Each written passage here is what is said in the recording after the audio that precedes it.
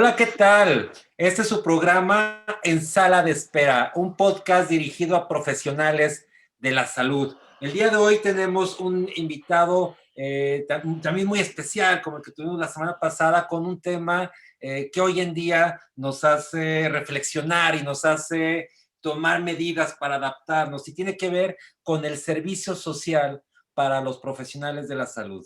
El día de hoy nos acompaña el doctor Eduardo Madrazo Gómez. Él actualmente es residente de segundo año de ginecología y obstetricia. Particularmente a raíz del podcast del caso de Mariana, el lamentable caso de Mariana, recibimos muchas llamadas de médicos que estaban sufriendo o que vivieron situaciones muy similares.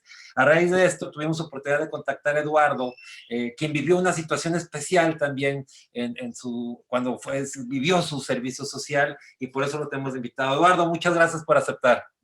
No, muchas gracias por la invitación, licenciado, muchas gracias. A ver, Eduardo, platícanos qué pasó en aquel momento. Tú fuiste, platícanos a dónde te asignaron el servicio social. Tú me platicabas que estabas muy feliz, contento y que de repente las cosas cambiaron. A ver, queremos saber tu historia, Eduardo. Pues yo estaba adscrito a un pueblo que se llamaba Santiago, en Baja California Sur, que era de la jurisdicción 3 de ahí de Baja California, que le competía a San José del Cabo. Y sí, como te comenté, yo estaba sumamente feliz, yo vivía cerca de la playa, mi pueblo, todo bien. Conforme fueron pasando los meses, pues había varias irregularidades. Al principio yo pues tenía como mucha incongruencia ahí con que de plano yo estaba adscrito a un centro de salud de una población, yo no tenía médico adscrito, éramos un enfermero pasante y era yo también un pasante. No por demeritar, pero pues no tienes la experiencia, ¿no? De ahí de entrada pues era como un poco problemático, pero pues yo había decidido irme y echarle ganas y ahí andaba. Conforme fueron pasando los meses, ese año, en 2017, hubo como un problema con crimen organizado, gobierno, etcétera, etcétera, lo que se vive actualmente en el país. Y empezaron como una microguerra entre crimen organizado ahí en San José del Cabo. Conforme fueron pasando los meses, se hizo como una base en mi pueblo y en otras comunidades cerca, donde pues poco a poco fue creciendo un poco la agresión. Incluso compañeros míos vivieron balaceras fuera de su centro de salud. A mí ¿Cuáles también eran me las tocó. agresiones, Eduardo? ¿Cuáles eran las agresiones Pues para usted? si se encontraban afuera del centro de salud y se empezaban a enfrentar con armas de fuego, llegaban a meterse al centro de salud. El problema es que nosotros pues no tenemos absolutamente nada de seguridad y aunque no fuera ahí en esas ocasiones contra nosotros o contra mis compañeros, pues a final de cuentas el miedo o el arriesgar la vida en esos momentos pues no era nada gratificante. Eduardo, ¿cómo Eh, tuviste que salir de ahí? Nosotros comentábamos las situaciones con nuestro jefe de jurisdicción. Nuestro jefe de jurisdicción nos decía que así era, que no pasaba nada, que no nos iba a pasar nada, que aguantáramos. Y como al mes de que fueron más y más repetitivas estas situaciones, hubo como, no quiero decir secuestro o desaparición colectiva de unas alumnas de mi pueblo, de la escuela de mi pueblo. Y hubo una pancarta que era amenazadora hacia mí y hacia los maestros, era al médico del pueblo y a los maestros, que a menos de que el gobierno dejara las cosas en paz. Y como a las 2, 3 días, yo hablé a mi universidad, la verdad es que mi universidad se portó muy condescendiente conmigo, me dijeron que si se repetía, me apoyaban. El jefe de mi jurisdicción me volvió a comentar, así es, no te preocupes.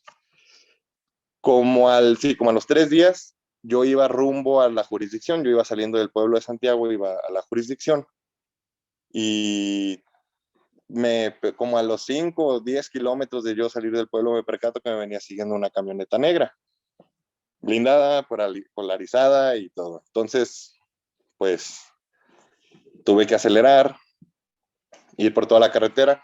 Poco a poco se me fue acercando más la camioneta. Yo la verdad al principio creía que era mi propia paranoia, ¿no? Porque pues se me había repetido tanto que no iba a pasar nada que pues yo creía que era un poco de paranoia. Hasta que se me empezaron a intentar cerrar en la carretera. tuve que seguir acelerando y recuerdo que hay una recta, como unos 10, 15 kilómetros de recta, que está justo antes de llegar a San José del Cabo. Y ahí había un retén, entonces yo sentía que están llegando ahí al retén, yo estaba a salvo. Llego al retén, ya no vi la camioneta, fui directo a mi jurisdicción y el jefe de la jurisdicción me dijo, bueno, podemos hacer dos cosas. Te reasigno a una comunidad mucho más lejos, yo era una plaza B y me querían a asignar a una doble C, o te doy 2 semanas de vacaciones, dejas que las cosas se enfríen y vuelves a Santiago. ¿Y qué decidiste? No, pues agarré ese mismo día un avión a Guadalajara, llegué a Guadalajara, hablé con mi universidad, con los que estaban encargados de servicio social, les expliqué la situación, les comenté todo. En esos momentos se vivía como mucha tensión en mi universidad porque acaba de haber un caso similar en Guanajuato de una de las pasantes que terminó bueno, la PGR terminó diciendo que había sido suicidio, la verdad desconozco el caso, pero como que se vivía mucha incertidumbre, entonces la verdad es que mi escuela, en la Universidad Autónoma de Guadalajara, decidió regresarme y darme una plaza universitaria por el resto del tiempo que me queda del servicio. Excelente. Eduardo, aquí yo quisiera destacar varios puntos. Primero, tú me comentas que mientras dabas el servicio estabas tú solo. Esto es, no había ningún médico que respaldara tus decisiones cuando tú todavía no tenías una cédula. Y No, luego, que igual que la enfermera o el enfermero que tenías también era un pasante, o sea, tampoco era, sus acciones o actividades médicas no estaban dirigidas ni supervisadas por médicos ni por enfermeros. Ahí, Eduardo, ¿consideras que esto debería de cambiar? sí, claro.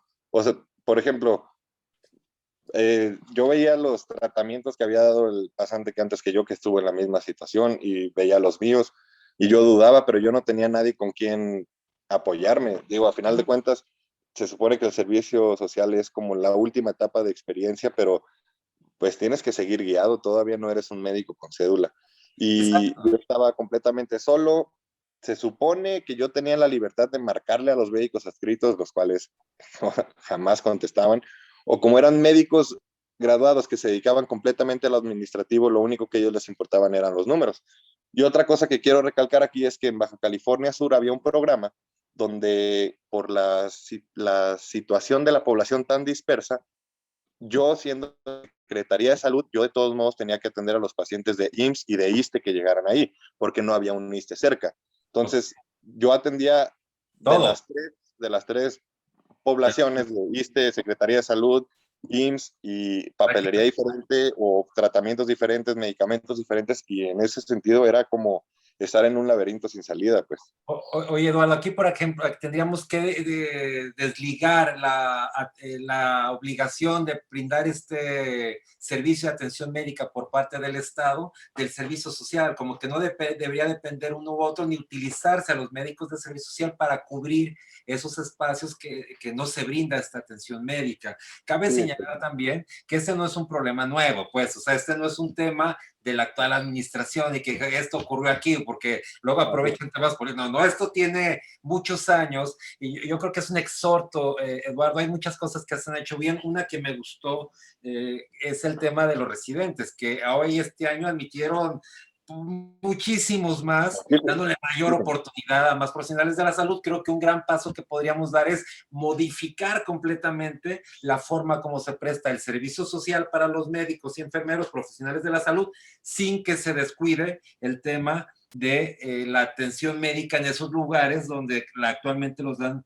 la gente del servicio social. Otra cosa, Julio, eh, ¿qué, qué, eh, vaya, ¿qué consideras que más debe de cambiar en el tema del servicio social? pues yo lo que comentaba mucho desde ese entonces, porque como dices, no es algo de ahorita y no es algo de 5 años, es algo que ha venido pasando durante décadas en la historia de la medicina en México, es que por el filtro que existe del ENARM, hay mucha gente que no pasa a hacer la especialidad y hay demasiados médicos generales graduados que podrían fungir o podrían cumplir esos espacios muertos, por así decirlo, esos espacios donde hay mucha población necesitada de atención de la salud, pero sin exponer a los pasantes. Sí, hay dos, yo recuerdo mucho una propuesta de la doctora Bernadette Casillas hace muchísimos años, que me comentaba, oye, ahí normalmente envían a la gente joven, el de servicio social, cuando quizá la gente jubilada, los que ya estamos jubilados, pues nos gustaría retirarnos en un lugar más o menos, que mis últimos días, pues a lo mejor mis 10 años últimos de ejercicio profesional, pues ya jubilado me voy a Los Cabos, me voy a tal lugar y a lo mejor tienen más colmillo para atender en las circunstancias que hay, sin duda seguirán presentando, son cosas que no van a dejar de pasar porque no vayan los médicos de servicio social. Y por otro lado, para terminar, Eduardo, me llama la atención el hecho que me comentas que cuando reportaste esta situación que se presentó, esta irregularidad, te dijeron, si vuelve a ocurrir, te cambiamos. Y fue exactamente lo que le pasó a Mariana. O sea, Mariana lo reporta, le dicen, si vuelve a ocurrir, te cambiamos, pero a veces no hay segunda oportunidad. ¿Qué piensas ahí, Eduardo? Y de hecho, cuando la primera vez que vi yo todo lo del caso de Mariana, yo sentía como muchísimos puntos que yo sentía que era lo mismo que me había pasado a mí y la gente decía, no, es que una jefa de jurisdicción no le puede decir eso y yo, es que sí te lo dicen.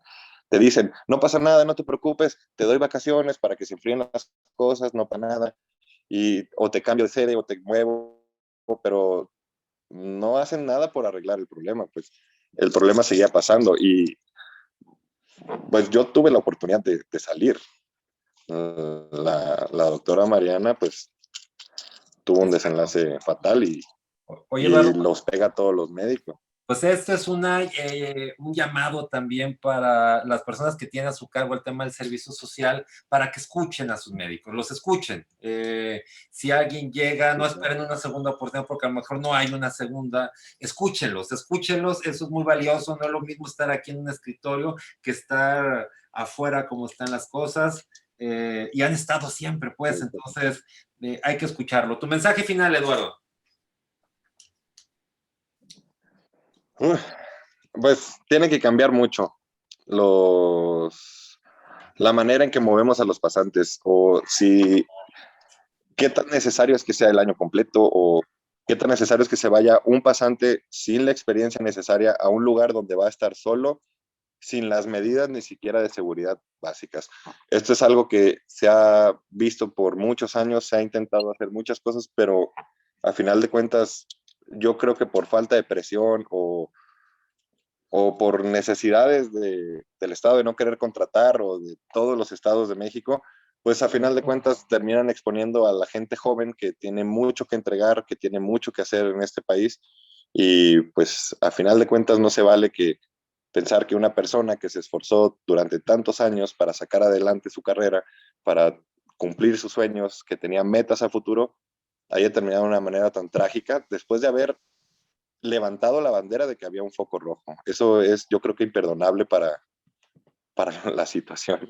Eduardo, y además es algo que no recuerdo que ocurra con otra profesión, o sea, que solamente ocurre con los profesionales de la salud. Bueno, muchas gracias. Ahora yo me quedo con muy importante, generar un nuevo sistema de servicio social para profesionales de la salud, donde no se deje solo a un profesional, a un pasante de la carrera de medicina, de enfermería, sus acciones tienen que ir dirigidas y supervisadas por un médico y con cédula profesional, porque todavía está en formación hasta que haya, Claro.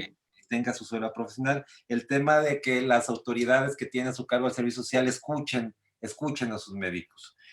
Y la tercera, la más importante, que el Estado proporcione esos huecos, llene esos huecos de atención médica y que no dependa del personal de la salud. Esto es desligar uno de otro. Presta la atención médica, pero no dependo absolutamente del personal del servicio social. Eduardo, muchísimas gracias por acompañarnos, Eduardo Madrazo.